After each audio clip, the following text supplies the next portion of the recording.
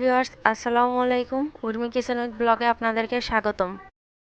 আমি আজকে চপ বানিয়ে দেখাবো। আমি যেসব মশলা দিয়ে তৈরি করছি এগুলো ফলো করে যদি আপনারা বানান তাহলে হোটেলের চাইতে বেশি মজা হবে এবং মুসমুসেও হবে। এখানে আমি 1.5 কাপ পরিমাণ বেসন নিয়ে এনেছি। তাতে অ্যাড করছি 1 চা চামচ মরিচের গুঁড়া,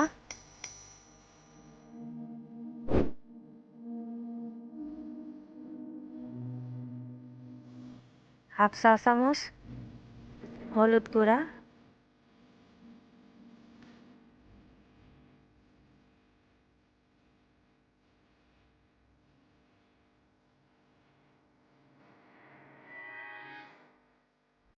তারপর হাফ চা চামচ বেকিং সোডা দিয়ে দিলাম, স্বাদ মতো লবণ,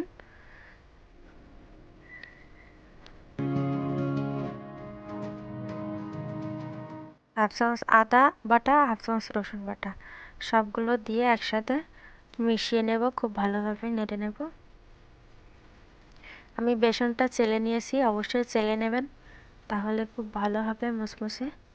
এবার আমি এখানে অল্প অল্প করে পানি দিয়ে ব্যাটার তৈরি করব। একবারে পানি দেওয়া যাবে না, অবশ্যই অল্প অল্প করে দিতে হবে। অল্প অল্প করে পানি দিয়ে আমি মিশিয়ে নিচ্ছি খুব ভালোভাবে। আবারও একটু পানি দিয়ে দিলাম। কাঁটা চামচের সাহায্যে খুব ভালোভাবে মিশিয়ে নেব। এখানে আমার আরও একটু পানি লাগবে, আমি আরও পানি অ্যাড করে দিলাম। তারপর অনবরত 5 মিনিট ধরে নাড়ব। মনে হলে আরও একটু পানি লাগবে, আবারও একটু পানি দেব।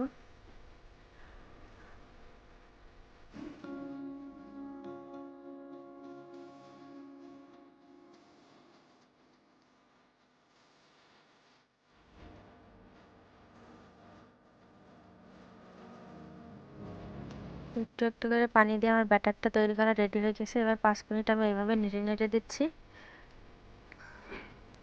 এই যে ব্যাটারটা এরকম হলে তাহলে বুঝতে হবে যে এটা রেডি হয়ে গেছে। কিংবা আঙুলে এইভাবে নিয়ে আমি দেখে নিলাম হয়েছে কিনা। এবার আমি আলাদা একটা জায়গায় রেখে দিলাম ব্যাটারটা। এখানে সিদ্ধ করা আলু নিয়েছি 6টা। এবার আলুর খোসাগুলো আমি ছাড়িয়ে নেব।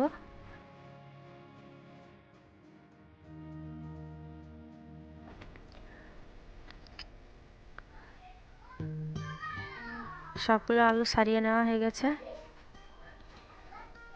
তারপর একটি চামচের সাহায্যে আমি এটা কেটে কেটে রেখে দেবো, কারণ আলুটা গরম আছে।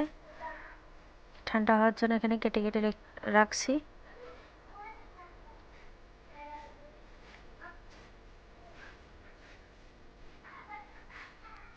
আলুটা ঠান্ডা হতে দিলাম, আর এখানে আমি প্যানে তেল গরম করে এখন পেঁয়াজ বেরেস্তা করে নেব।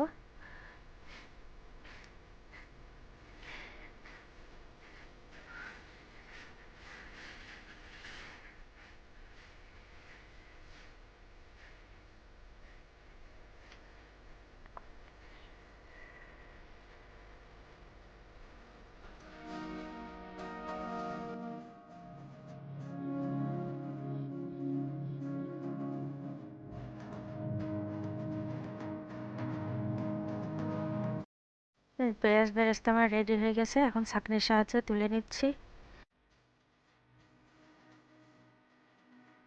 এদিকে আলুগুলো ঠান্ডা হয়ে গেছে, আমি হাত দিয়ে ম্যাশ করে নেব।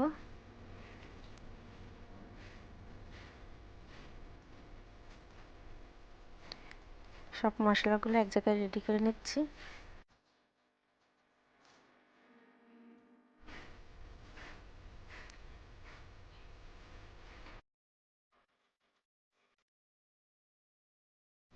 খুব ভালোভাবে হাতটা ধুয়ে আলুগুলো ম্যাশ করে নিচ্ছি।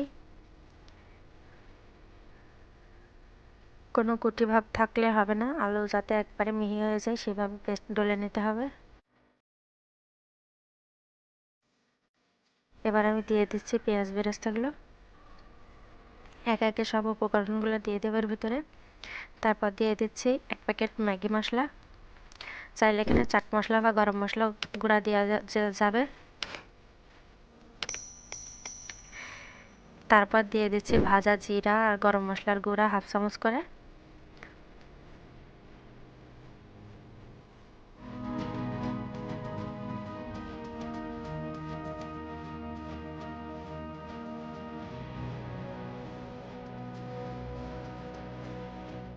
তারপর কাঁচামরিচ কুচি দিয়ে দিলাম 3টা, স্বাদ মতো লবণ, আর শুকনো মরিচ তেলে ভেজে নেওয়া সেটা দিয়ে দিলাম একটু হাতে ডলে নিয়ে।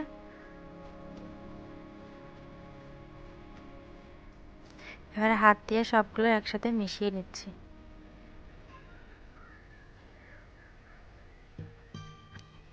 এভাবে যদি আপনারা ফলো করে বাড়িতে চপ তৈরি করেন তাহলে কিন্তু খুব সুস্বাদু হবে এবং মুসমুসেও হবে। তারপর এখানে বাইন্ডিংয়ের জন্য ময়দা দিয়ে দিচ্ছি 2 টেবিল চামচ।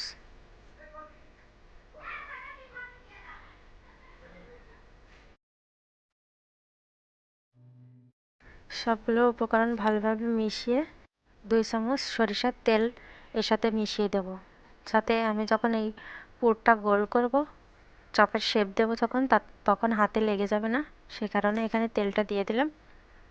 হয়ে গেছে আমার আলু মাখা করা।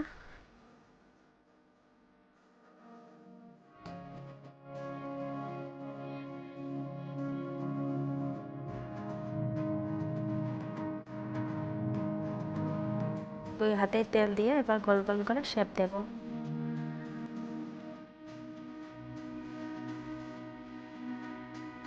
যে 2 হাতের সাহায্যে এইভাবে আমি গোল গোল করে হাতে একটু চেপে এরকম শেপ করে নিয়েছি। সবগুলোই আমি এভাবে শেপ দিয়ে বানিয়ে নিয়েছি।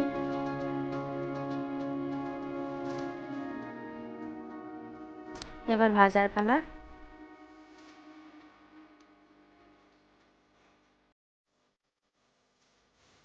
তেল গরম করতে দিলাম, এটা ডুবো তেলে ভাজতে হবে। বেশি করে তেল দিয়ে দিলাম, সয়াবিন তেল।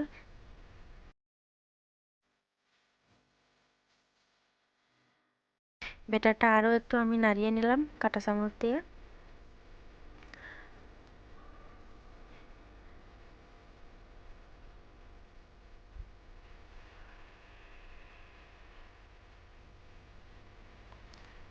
তেলটা গরম হয়েছে কিনা একটু চেক করে নিলাম বেসন দিয়ে। তেলটা গরম হয়ে এসেছে, আমি বেসনের ভিতরে আলুর শেপ দিয়ে যেটা রেখেছিলাম ওগুলো আমি ওর ভিতর দিয়ে বেসনের ভিতরে দিয়ে কাঁটা চামচের সাহায্যে তুলে আমি তেলের ভিতরে ছেড়ে দিচ্ছি।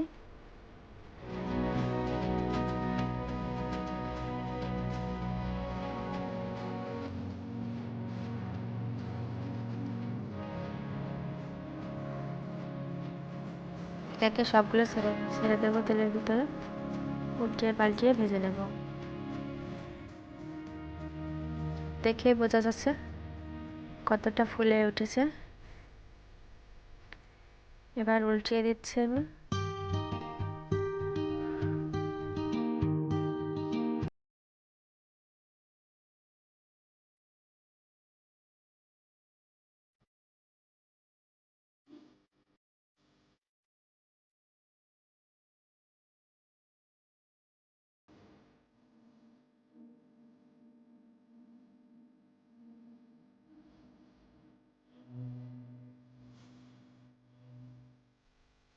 নিচে আমার এগুলো ভাজা হয়ে গেছে, লাল লাল হয়ে এসেছে।